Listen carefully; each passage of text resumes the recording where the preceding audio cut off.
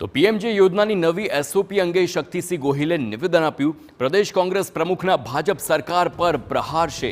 નવી એસઓપીને ઘોડા છૂટ્યા બાદ તબેલાને તાળા મારવા જેવી ગણાવી છે। નવી એસઓપીથી હાલના દર્દીઓની મુશ્કેલી વધશે તેવો શક્તિસિંહે દાવો કર્યો છે। તો અગાઉ પણ યોજનાના નિયમો હતા, તેનું પાલન કેમ ન થયું સવાલ પણ ઉઠાવ્યો। ઘોડા છૂટી ગયા પછી તબેલાને તાળું મારવા નીકળવાનો કોઈ અર્થ નહીં। સ્વાતિ ખ્યાતિ નામો નવા નવા કરીને ભ્રષ્ટાચાર ભય મુક્ત ચાલતો હતો પીએમજેવાયમાં। હવે નવી એસઓપી બનાવી, અત્યારે તમને સૂઝ્યું? નવી એસઓપી બનાવીને જે લાભાર્થીઓ છે એને તકલીફમાં મૂકવાનું કામ સરકાર ના કરે। ખરા અર્થમાં મંશા બદલવાની જરૂર છે, ઈરાદો બદલવાની।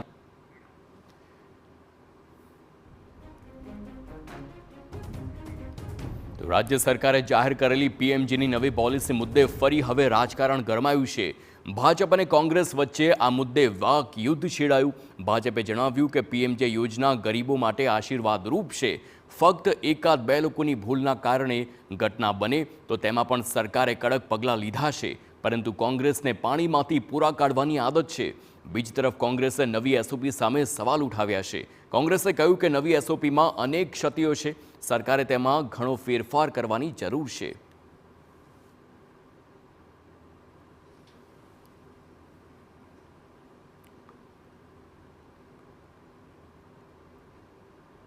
એટલે શક્તિસિંહ ગોહિલ સાહેબ આયુષ્યમાન ભારતની આ યોજનાને, આયુષ્યમાન કાર્ડની યોજનાને ઘણું બધું ખરાબ કહી શકે છે, પણ સાહેબ આપ નિંદ્રામાંથી જાગી જાઓ। કોંગ્રેસ નિંદ્રામાંથી જાગી જાય ઘણું સારું છે, કારણ કે આખા ભારતમાં આયુષ્યમાન કાર્ડ દ્વારા જેટલા પણ લાભાર્થીઓ લાભ લઈ રહ્યા છે, જેટલા ડૉક્ટર અને કર્મચારીઓ અને હોસ્પિટલો સરકારી અને પ્રાઇવેટ જે એમપેનલ છે એ ખૂબ સારા પ્રમાણમાં સુવિધાઓ પૂરી પાડી રહી છે।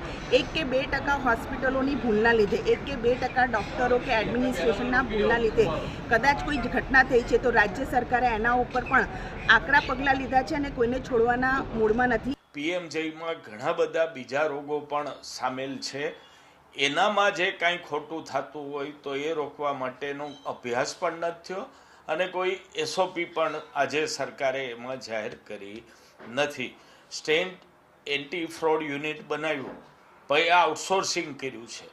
બહારના આઉટસોર્સ કરેલા માણસો ફ્રોડ થાય છે કે નહીં નક્કી કરશે। મારો ઋષિકેશભાઈને સીધો સવાલ છે કે આપની પાસે સક્ષમ અધિકારીઓ નહોતા, ટેકનિકલી એક્સપર્ટ આપની પાસે અધિકારીઓ નહોતા, કે ક્યાંક આપને એવું લાગ્યું કે આખા ભ્રષ્ટાચારમાં તમારા અધિકારીઓ પણ સામેલ છે, માટે એ વાત કાઢીને બહાર આપી દીધી? આ એક મોટો પ્રશ્ન છે।